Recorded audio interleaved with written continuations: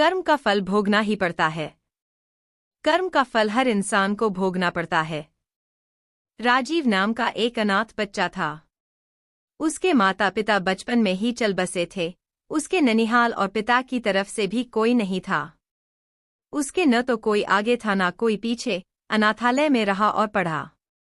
वह पढ़ने में होशियार था। उसे आर्मी में नौकरी लग गई और वह एक अधिकारी बन गया। अब सेना के साथ ही रहता, कभी भी घर वापस नहीं आता क्योंकि उसका कोई था नहीं। उसने शादी भी नहीं की थी। उसे जितनी तनख्वाह मिलती थी वह सब बचा लेता था। आर्मी के कैंटीन में खाता था, वहीं पर रहता था, तो उसका खर्चा भी लगभग ना के बराबर था। तो हम कह सकते हैं कि उसने आज तक जितनी तनख्वाह पाई सब बचा ही लिया था। उसी कैंटीन में बनारसी दास नाम का एक व्यापारी आता था जो कैंटीन के सामान का छोटा सप्लायर था। बहुत दिन हो गए दोनों एक दूसरे को जानते पहचानते। एक दिन बनारसी दास ने कहा, राजीव आपके पैसे बैंक में रखे हैं, मुझे व्यापार में लगाने को दे दो, मैं तुम्हें अच्छा मुनाफा दूंगा। राजीव ने मना कर दिया। राजीव ने कहा, मुझे इतनी ज्यादा पैसे की लालच नहीं है। जो सरकार ने दिया है वह मेरे खाते में पड़ा है।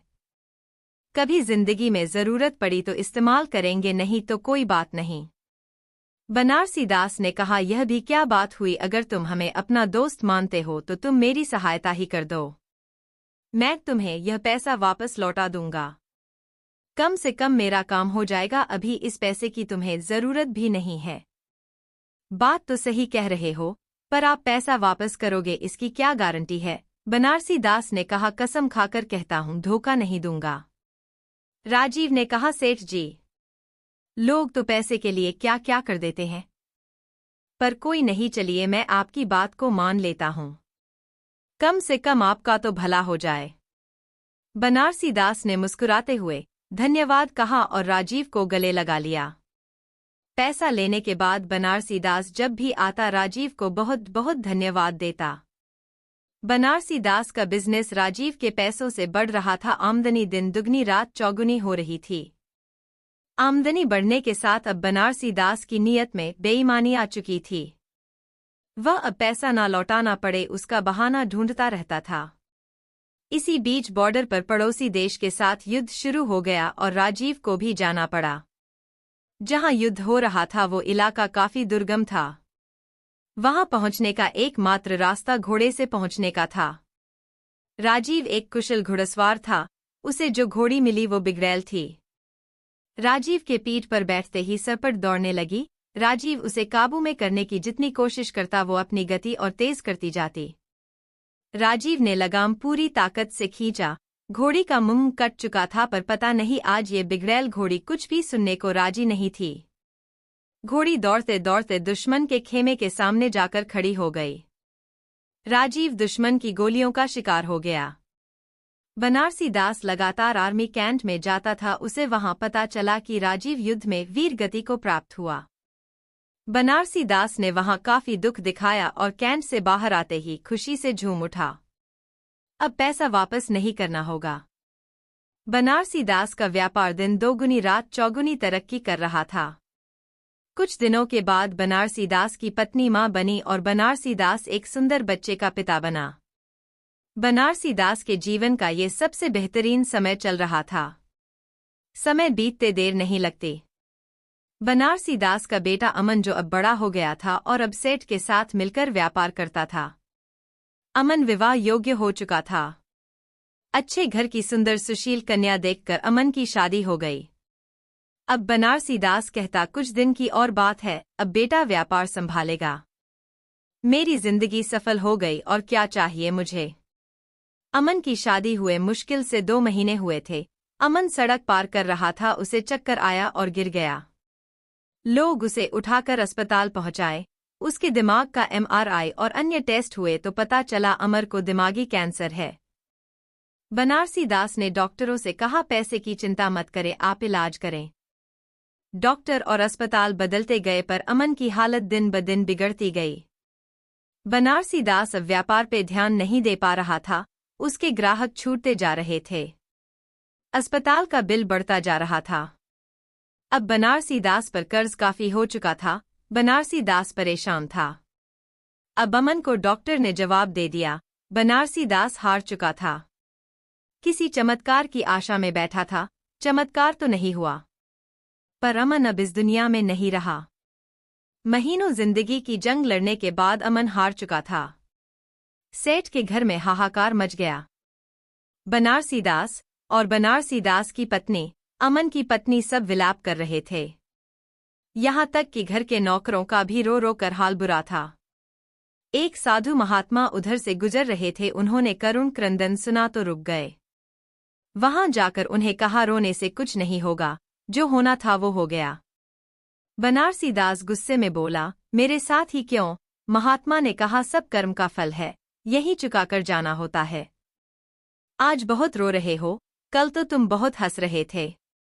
बनारसी दास ने कहा, मैं कुछ समझा नहीं महाराज। महात्मा ने कहा, तुमने अपने व्यापार के लिए उधार पैसे लिए थे। जब व्यापार चल पड़ा तो तुमने जिसके पैसे थे उसे लौटाए नहीं। बनारसी दास ने कहा, गलत, वो मर गया था, किसे लौटाता? महात्मा ने कहा, झूठ नहीं। तुम भूल गए उसके मरने के समाचार पे तुम कितना खुश हुए थे। उस दिन तुमने मिठाई बांटी थी। क्या मिठाई बांटना सही था? तुम उसके पैसे को सरकार को या अनाथालय या किसी जरूरतमंद को दे सकते थे, पर तुमने नहीं दिया। तुम्हारी नीयत में खोट थी। बनारसी दास शर्मिंदा था। आज बनारसी दास वहीं पर खड़ा था जहां पर आज से 20 साल पहले खड़ा था। आज ना तो पैसे थे, न व्यापार और ना ही पुत्र, और ढेर सारा कर्ज था। महात्मा ने कहा, ये तुम्हारा पुत्र वही लड़का राजीव था, ये अपना हिसाब करने आया था, हिसाब कर लिया और चला गया। जितना उसने तुम्हें दिया था सूद सहित वापस ले लिया। तुमने उसकी शिक्षा, शादी, अस्पताल सब पर खूब खर्च किया। जब वो गया तुम्हें भिखारी बनाकर गया। बनारसी दास ने सुबकते हुए कहा, मान लिया मेरी गलती थी, लेकिन इस बेटी की क्या गलती?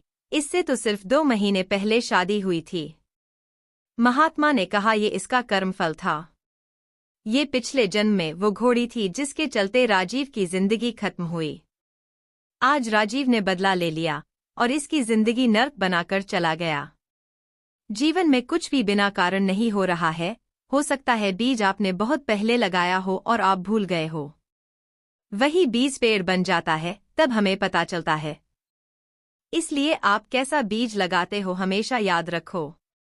प्रकृति हिसाब करती है, आप याद रखो न रखो, प्रकृति हमेशा याद रखती है। बनारसी दास निरुत्तर, हताश, घर की सीढ़ी पर बैठा अपने कर्म को कोस रहा था। हमेशा अपने कर्म पर ध्यान दें, ऊपर वाले की लाठी में आवाज नहीं होती पर असर पूरा करती है। कर्मों का फल। और यह कहावत कितनी सही है। जब महात्मा गौतम बुद्ध एक सभा कर रहे थे, तभी एक व्यक्ति ने उनसे पूछा, हे महात्मा, कर्मों का फल कैसे मिलता है? अगर बुरे कर्मों का फल मिलता है, तो अच्छे कर्म कैसे किए जाते हैं? महात्मा गौतम बुद्ध ने कहा, मैं तुम्हें एक कहानी सुनाता हूं। तुम इसे ध्यान से सुनो। महात्मा गौतम बुद्ध ने अब अपनी कहानी की शुरुआत की। बहुत समय पहले की बात है। रमेश और सुरेश नाम के 2 भाई एक गांव में रहते थे। सुरेश अक्सर रमेश को देखकर जलता था, क्योंकि रमेश स्वभाव से बहुत अच्छा था। उसके दिल में सबके लिए दया और आदर भाव था। सुरु का स्वभाव ऐसा था कि उसके दिल में दूसरों के लिए कोई दया नहीं था। वह हमेशा दूसरों का अनादर करता और नुकसान पहुंचाते रहता था। धीरे धीरे काफी वक्त गुजर गया। रमेश सुरेश के माँ बाप इस दुनिया में नहीं रहे। रमेश ने खूब अच्छे से उनका अंतिम संस्कार किया। वह गांव वालों को भोजन के लिए आमंत्रित किया और ब्राह्मणों को दान दक्षिणा देकर विदा किया। वह हर साल अपने माता पिता की बरसी पर ब्राह्मणों को भोजन कराता और दान देता। यह सब चीजें सुरेश को पसंद नहीं आती थी और वह रमेश से जलते रहता था। सुरेश का षड्यंत्र। एक बार अपने माता पिता की बरसी पर रमेश ने अपने राज्य के राजा को आदर सत्कार के साथ अपने गांव बुलाया और राजा के सामने ब्राह्मणों और पूरे गांव को खाना खिलाया। ब्राह्मणों को दान भी दिया ताकि उसके माता पिता स्वर्ग में खुश रह सकें। तभी राजा ने सुरेश से पूछा, तुम्हारा भाई तुम्हारे माता पिता के लिए इतना कुछ करता है, तुम ऐसा क्यों नहीं करते हो? क्या तुम्हें यह समझ नहीं आता कि तुम भी अपने माता पिता के लिए कुछ कर सकते हो? सुरेश ने कुछ नहीं कहा और चुपचाप वहां से चला गया। उसे गुस्सा आ रहा था क्योंकि राजा ने उसकी बेइज्जती की और वह रमेश से अपने अपमान का बदला लेने का सोच रहा था। अगले दिन स्वांग करना शुरू करता है, नगर के सामने जोर जोर से चीखने लगता है। मेरे माँ बाप मेरे सपने में आए थे, वह स्वर्ग में खुश नहीं है, क्योंकि कोई वहां जाकर उन्हें खाना बनाकर खिलाएंगे वो तभी खुश रहेंगे। उन्होंने मुझसे सपने में कहा था, रमेश को मेरे पास भेज दो, वह उनकी बहुत सेवा करता है, वह इसके साथ बहुत खुश रहेंगे। राजा कहते हैं, यह तो अच्छी बात है, लेकिन इसके लिए तो रमेश को मरना पड़ेगा। रमेश की बुद्धिमत्ता। रमेश को यह सब समझ आ गया था कि यह सब केवल उसे फंसाने की चाल है, लेकिन वह फिर भी कहता है, चलो इस बहाने सेवा करता हूँ, और उसने मरने के लिए तैयारी करना शुरू कर दी। वह राजा से कहता है, महाराज, आप अगले दिन नदी किनारे एक नाव का बंदोबस्त कराए। मैं नाव से कूदकर नदी में अपनी जान दे दूंगा और फिर स्वर्ग में जाकर अपनी माँ बाप की सेवा करूंगा। राजा ने कहा, ठीक है, अगले दिन इन सभी चीजों की व्यवस्था कर दिया जाएगा। रमेश नदी में कूद जाता है और सारे गांव वालों को पता चल जाता है कि रमेश अब इस दुनिया में नहीं है। अब वह स्वर्ग की ओर चला गया है, माता पिता की सेवा करने के लिए। सुरेश बहुत खुश था कि उसका इकलौता भाई अब इस दुनिया में नहीं रहा। जो भी जमीन है, अब वह सब मेरा है, मैं ही इसका मालिक बनूंगा। धीरे धीरे काफी दिन गुजर चले। एक दिन अचानक से राजा के दरबार के बाहर रमेश बैठा होता है और जोर जोर से रो रहा होता है। राजा के सिपाही उसे दरबार में ले जाते हैं और पूछते हैं, यह चमत्कार कैसे हुआ? तुम जिंदा कैसे हो?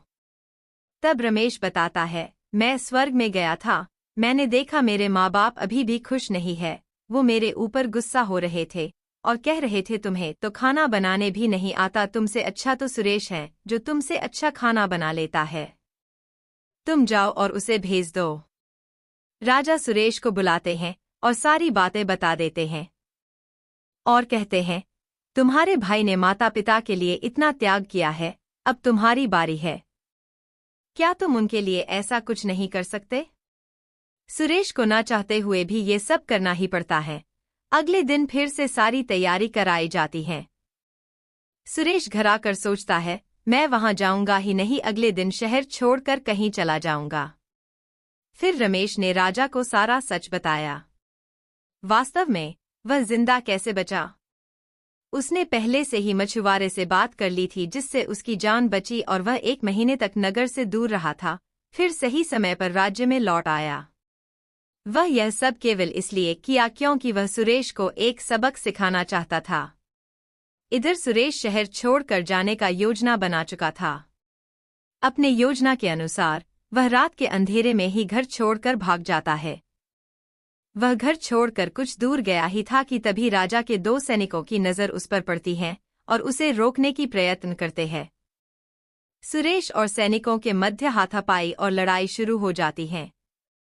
सुरेश गुस्से में आकर एक सैनिक के सिर पर पत्थर से मारता है। सिर पर चोट लगने से उसकी मौत हो जाती है। सुरेश के बुरे कर्मों का बुरा फल। यह सारी बातें जब राजा को पता चलती हैं, वह सुरेश को माफ करने वाले ही थे। अब वह और गुस्सा हो जाते हैं सुरेश पर और क्रोध में आकर मृत्युदंड सुना देते हैं। अगली सुबह उसे नाव से धक्का देकर मारने का आदेश जारी कर दिया जाता है। उसको उस आखिरी समय पर अपनी गलती का एहसास होता है कि जिंदगी के अंतिम वक्त में भी उसने लोगों का बुरा ही किया। उसे भी अपने जीवन के आखिरी पलों में गलती का एहसास होता है, पर वो कहावत तो सुनी होगी, अब पछताए होत क्या, जब चिड़िया चुग गई खेत, और पछतावे के साथ उसे अपनी जान से हाथ धोना पड़ता है। कर्मों का फल कब मिलता है?